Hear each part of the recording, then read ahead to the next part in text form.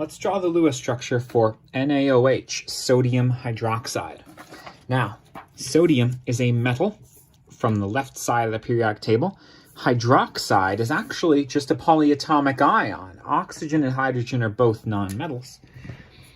But if Na wants a +1 charge, and OH is already an ion that you know of, called hydroxide with a -1 charge, it's clearly an ionic compound because they're both ions. They both have charges. Now, the challenge here is drawing the Lewis structure for the OH- ion first. Oxygen is in group 16 of the periodic table, so it brings 6 valence electrons with it. Now, it's 6 electrons in its outer shell. Hydrogen in group 1 brings 1 valence electron with it. The -1 charge on the ion means it has 1 extra electron compared to what you thought. So that gives me 8 valence electrons total. To draw the Lewis structure of that particle, or that ion, I'm going to give myself oxygen bonded to hydrogen. If they weren't bonded, it wouldn't be a particle. And then I need to complete the octet on the atoms that require it. Now, hydrogen is an exception to the octet rule. It only needs 2 valence electrons, and it's got them right here, so it's happy. Oxygen needs a complete octet, though, and I have up to 8 electrons total to make it happen. There's 2 of them, 3, 4, 5, 6, 7, 8.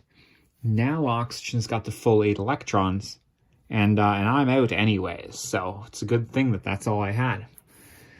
Now I'm going to put that in square brackets with a -1 charge, because that's what you do with charged particles in Lewis structures.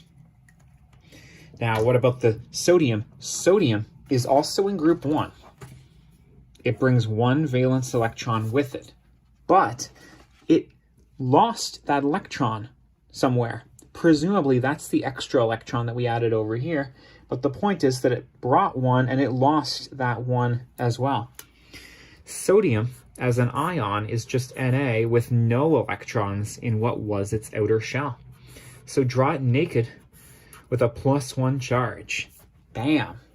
There's your Lewis structure for sodium hydroxide. Special points to note. This bond between the oxygen and the hydrogen inside of the ion is a covalent bond.